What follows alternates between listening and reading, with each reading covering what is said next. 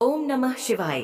दोस्तों, आप देख रहे हैं आपका अपना YouTube चैनल लवलॉजी टिप्स में स्वागत है। दोस्तों, आज इस वीडियो में मैं आपके साथ सावन मास में सुहागिन महिलाओं को क्या वह ऐसे कार्य हैं जो जरूर करनी चाहिए, ये जानकारियां शेयर करने जा रही हूं। दोस्तों, सावन का पवित्र महीना भगवान भोलेनाथ और माता पार्वती का, और इस मास में जो भी भक्त सच्चे भाव से सच्चे मन से मैया पार्वती भोलेनाथ की शरण में जाते हैं, उनकी हर कामनाएं हर इच्छाएं भोलेनाथ और माँ पार्वती जरूर पूर्ण करती है। दोस्तों, सुहागन महिलाओं के लिए सावन का महीना बहुत ही ज्यादा खास होता है। और जैसा कि हम सभी जानते हैं, सावन सोमवार व्रत जितना महत्व रखता है, उतना ही माता पार्वती के नमित माता मंगला गौरी का व्रत हमेशा सावन मास में करते हैं।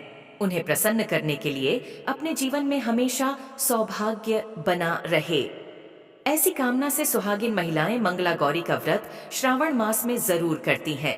श्रावण मास में माता पार्वती की उपासना से आपके जीवन में सुख सौभाग्य बना रहता है, पति की उन्नति तरक्की, उनकी आयु दीर्घायु होती है, संतान सुख की प्राप्ति होती है, घर में सुख समृद्धि बना रहता है। तो दोस्तों, सावन मास में सभी भगवान भोलेनाथ माता पार्वती की शरण में रहते हैं, लेकिन सुहागिन महिलाओं के लिए कुछ ऐसे कार्य हैं जो पति की उन्नति तरक्की के लिए उन्हें जरूर करना चाहिए। दोस्तों, अब मैं आपको एक जरूरी बात बताती हूँ। संपूर्ण जानकारियों के लिए वीडियो के अंत तक जरूर देखें। इस तरह की बहुत सारी जानकारियाँ मैंने आपके साथ श्रावण मास में क्या करना चाहिए, किस प्रकार पूजा विधि होनी चाहिए, चाहे वो सावन सोमवार के व्रत हो, मंगला गौरी व्रत हो या अन्य जो भी प्रथम श्रावण मास से शुरू करना चाहते हैं, उसकी संपूर्ण जानकारियां आपको सावन मास में किए जाने वाले व्रत त्योहारों के प्लेलिस्ट मैंने बना रखी है, उसमें मिलेगी। तो आप उस प्लेलिस्ट में जाकर वो सभी जानकारियां प्राप्त कर सकते हैं। अब सबसे पहले श्रावण मास में सुहागिन महिलाओं को क्या करना चाहिए। श्रावण मास में भोलेनाथ की पूजा आराधना के साथ साथ माता पार्वती की पूजा आपको हर रोज करनी चाहिए। पूरे श्रावण मास आप करें, आपको व्रत करें न करें, हर रोज माता पार्वती को अगर श्रावण मास में आप सिंदूर और एक लाल फूल ही अर्पित करते हैं, आपकी सुहाग की माता हमेशा रक्षा करती है। किसी भी प्रकार की अगर पति के स्वास्थ्य संबंधी समस्याएं हैं, तो आपको यह कार्य तो जरूर करना चाहिए। माता को एक लाल फूल अर्पित करें, रोजाना गुड़हल का फूल हो तो बहुत अच्छा है, और लाल सिंदूर रोज माता को अर्पित करें और फिर अपनी मांग में भी जरूर भरे। यह कार्य आपको करना ही करना चाहिए। दोस्तों, सभी के लिए है। अब दूसरा कार्य, दोस्तों, श्रावण के महीने में आपको हर सुहागिन महिला को यह जरूर करना चाहिए कि श्रावण मास है, हरियाली का माह से बारिश का मौसम है, हर तरफ हरा ही हरा इस वक्त दिखाई देता है, और हरे रंग का श्रावण के महीने में बहुत विशेष महत्व हो जाता है। तो श्रावण मास में सुहागन महिलाओं को हरी चूड़ियां, हरे कपड़े जरूर पहननी चाहिए। ऐसा करने से माता पार्वती भोलेनाथ बहुत प्रसन्न होते हैं, उन पर और उन्हें सदा सौभाग्यवती रहने का आशीर्वाद देते हैं, उनके पति को दीर्घायु रहने का आशीर्वाद देते हैं। इसलिए आपको सावन के महीने में हरे रंग का उपयोग जरूर करना चाहिए। चूड़ियों में, कई कपड़ों में करें, जरूर करें। तीसरा कार्य, दोस्तों, श्रावण के महीने में किसी भी सुहागिन महिला का गला कभी भी खाली नहीं होना चाहिए। खासतौर पर हर सुहागन महिला को श्रावण मास में मंगल सूत्र स्वरूप धारण करना चाहिए। आपके पास अगर मंगल सूत्र अभी उपलब्ध नहीं है तो आप चैन भी पहन सकते हैं, लेकिन श्रावण मास में गला सुहागिन महिला का खाली बिल्कुल नहीं होना चाहिए, और मंगल सूत्र है तो आपको मंगल सूत्र ही पहनना चाहिए। खास बात का ध्यान रखें, मंगल सूत्र कहीं से भी टूटा कटा न हो। किसी भी प्रकार से अगर मंगल सूत्र में कोई दिक्कत है तो आप उसको फिर से अच्छे से तैयार करवा लें, और उसके बाद उसे श्रावण के महीने में पूरे मास कम से कम आपको स्वरूप धारण करके रखना चाहिए। चौथा कार्य, दोस्तों, श्रावण के महीने में भूल कर भी आपको काले रंग के कपड़े नहीं पहने ही। किसी सुहागन महिला को बहुत ध्यान रखना है। देखिए, हम हर रंग के कपड़े पहनते ही पहनने चाहिए, इस पर कोई दिक्कत नहीं है, लेकिन श्रावण मास में अब काले रंग के कपड़े न पहने।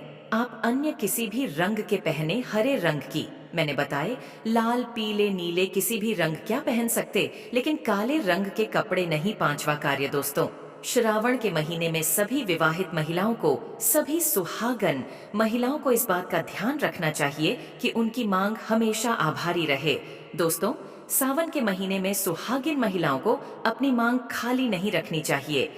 जो भी सिंदूर आप लगाते हैं, वे की कोशिश तो यह करनी चाहिए कि जो आपके सुहाग का सिद्धौली का सिंदूर है श्रावण मास में, आप थोड़ा वो भी लगाए। अगर आप नहीं लगा सकते हैं, पीला सिंदूर है, बहुत लोग नहीं लगा सकते, ऑफिस जाते हैं, तो ऐसे में जो भी सिंदूर आप लगाते हैं तो जरूर लगाएं। अपनी मांग कभी भी खाली न रखें, ऐसा करना अशुभ होता है।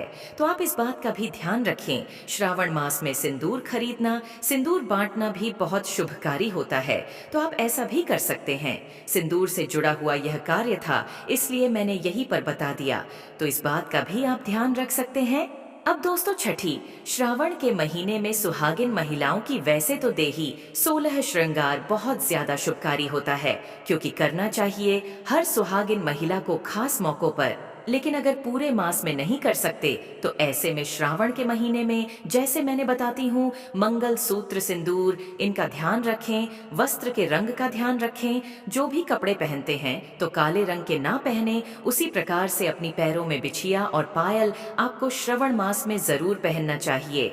देखिए, घरों में जब महिलाएं पायल पहनती हैं तो बहुत शोभिता दे पाई में जो घुंघरू होते हैं, उसकी आवाज से ऐसा माना जाता है माता लक्ष्मी प्रसन्न होती है माता पार्वती प्रसन्न होती हैं और स्वयं आपके घर पधारती है, आपके पति को आशीर्वाद देती हैं। तो ऐसा श्रावण मास में आपको जरूर करना चाहिए। ऐसे घरों में कभी भी धन धान्य की कमी नहीं होती है, तो जरूर करें। आप पायल और बिछिया पहनकर रखें।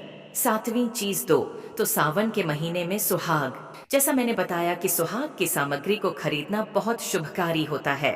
आप अपने लिए जितनी हो सके सुहाग की सामग्री खरीदी और दान करें। जिनको भी आप दे सकते हैं, अपने घर परिवार के लोगों को, किसी को भी, अन्य जरूरतमंदों को, बाहर के लोगों को भी सुहाग की सामग्री, सिंदूर है, चूड़ियां हैं, इस प्रकार की चीजें, बिंदी आपको ज्यादा से ज्यादा लोगों को दान देना चाहिए। आप खरीदें खुद के लिए भी और लोगों को दान भी जरूर दान करें। बहुत ध्यान रखना है और लगभग सभी महिलाएं ऐसा करते ही हैं। श्रावण के महीने में, मेहदी सावन के महीने में हर विवाहित महिलाएं और कुंवारी कन्याएं भी लगा सकती हैं। हाथों पर मेहंदी जरूर लगाना चाहिए, ऐसा करना बहुत शुभ माना जाता है। माता पार्वती का आशीर्वाद प्राप्त होता है। लेकिन ऐसी सभी चीजें सुहाग की निशानी होती और श्रावण मास में माता पार्वती की पूजा आराधना के साथ साथ अगर हम इन कार्यों को करते हैं, इससे माता हम पर प्रसन्न होती हैं और हमें मनचाहा आशीर्वाद देती हैं।